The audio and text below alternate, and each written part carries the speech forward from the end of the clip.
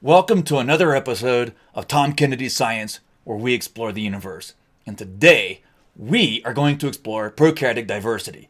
Now, this is for my Bio for Health Sciences, so it's a freshman level class. So if you're looking for something that you might do in a microbiology course, this may not be the lecture for you, but if you're just kind of interested in an introduction to prokaryotic diversity, then let's start here. And let me begin by just saying that prokaryotes are abundant. Here's an example. You take a handful of soil, right? In that handful of soil, there is more bacteria than there have ever been people that have lived on this planet. Now you can imagine how big the planet is, so that gives you an idea that there are just lots and lots of bacteria, and they are everywhere. Okay? I mean, they're doing all kinds of things. You can go to the ocean, go to the beach, pull out a drop of water, and you might have hundreds of thousands of bacteria living in a drop of water. It's its own little microcosm. All right. Now, when it comes to diversity, there's lots of different ways we can talk about diversity. And one is we could look at their relationships, and we can talk about the two different domains of prokaryotes, which include the archaeans. There's about 20 or so thousand species of formally described archaeans, and they're very well known as being living in these very extreme environments. And then there's the bacteria, and there's about 30 or so thousand described species of bacteria, but there are definitely more. There could be millions of species of bacteria in archaeans, so prokaryotes in general. There could be billions, and some people have even predicted there could be 1 trillion different types or different species of prokaryotes living in the world. And like I said, we can break this down by, phylogenetics, where we look at the kingdoms of families, the phyla, the classes, the orders. I did that out of order, but that's okay. But the way I'm going to talk about it today is the real diversity of microbes, of these prokaryotes, is in their metabolism. They do a lot of different things in this world. We can also think about their environmental roles and the fact that they live in these very extreme environments. So let's begin with metabolism. All right. First of all, you have autotrophs. Autotrophs take carbon dioxide and an energy source, and they react it with hydrogen, or they stick hydrogen onto carbon dioxide. We call that fixing carbon. And you reduce it, you add a hydrogen to it, you make an organic molecule. And by making an organic molecule, you make it available for everything else. So a photoautotroph uses photosynthesis. They're using light, so they use the energy in light to take carbon dioxide and some water and stick the hydrogens and the electrons from water onto the carbon dioxide, and they make organic molecules doing that. That's not the only way you can do it. You can do what's called chemoautotrophy. These use chemical energy. So once again, they're taking a source of carbon, like carbon dioxide, adding electrons and hydrogen to it, but instead of getting their energy from sunlight, they're getting their energy from like minerals, like ferrous iron and things like that. So this is using chemical reactions, redox reactions, the moving around of electrons as their energy source. You can also have heterotrophs. You and I and animals, we are heterotrophs, and basically we get our energy from the consumption of organic matter. We're breaking down things that have carbon in them for our energy source. And bacteria can do the same thing. And then a lot of bacteria, they can do all kinds of mixtures of these different types of metabolism. Okay. Prokaryotes are also well known for living in some of the most extreme environments on this planet. We can start with cold. These are called psychrophiles.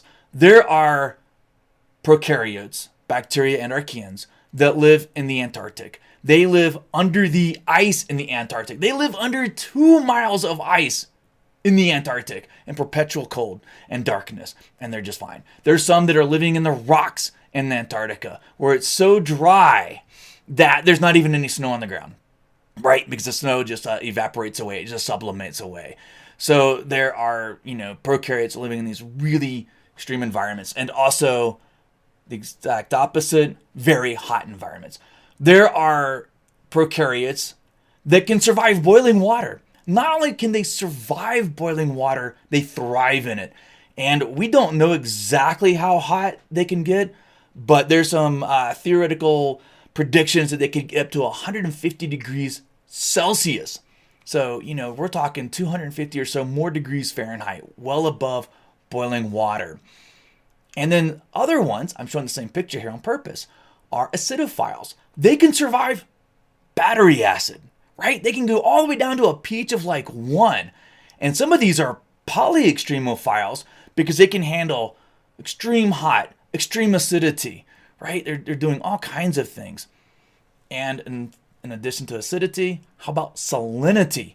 There are lots of bacteria that can survive very salty environments, but they have to spend a lot of energy trying to pump all the sodium out of their system, out of their cell. So there's a cost to living in those salty environments, and up to like 35% salinity, not 35 parts per thousand. We're talking much saltier than seawater.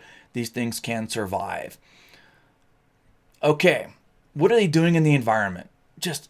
They're doing almost everything imaginable here.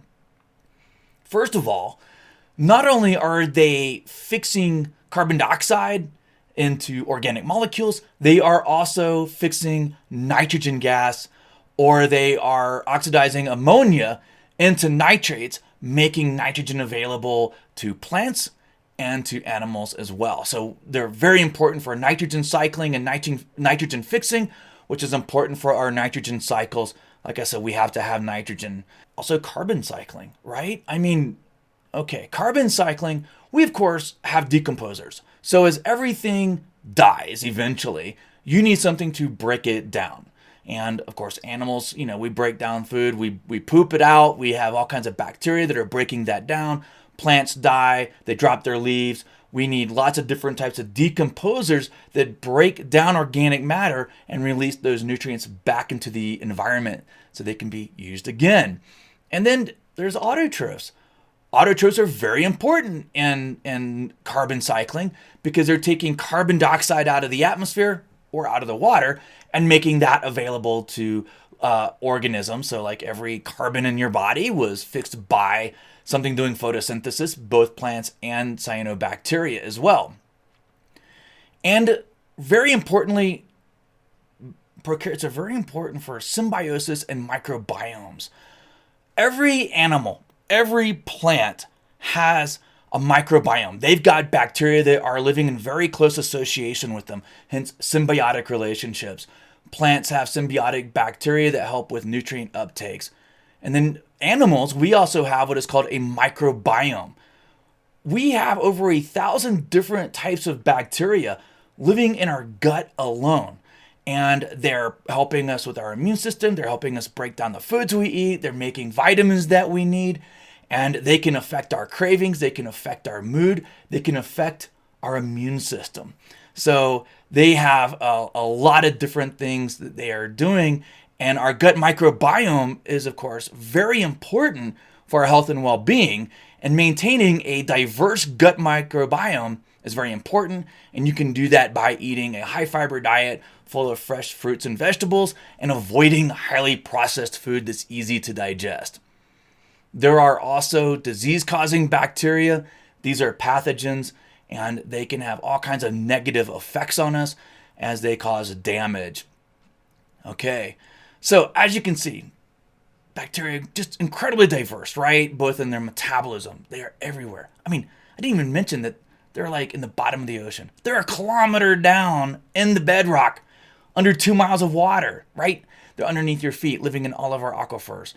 They have many ecological roles, from the different types of carbon and nutrient cycling to forming many different types of symbiotic relationships and microbiomes, both that are beneficial and pathogenic. And we study a lot of time on that because, we don't want to have diseases. And they have lots of adaptations to the environment. They live almost everywhere on this planet where there is water. And to do that, they can survive extremely hot and extremely cold conditions. All right. Well, I hope you learned something about prokaryotic diversity. Until next time, stay curious.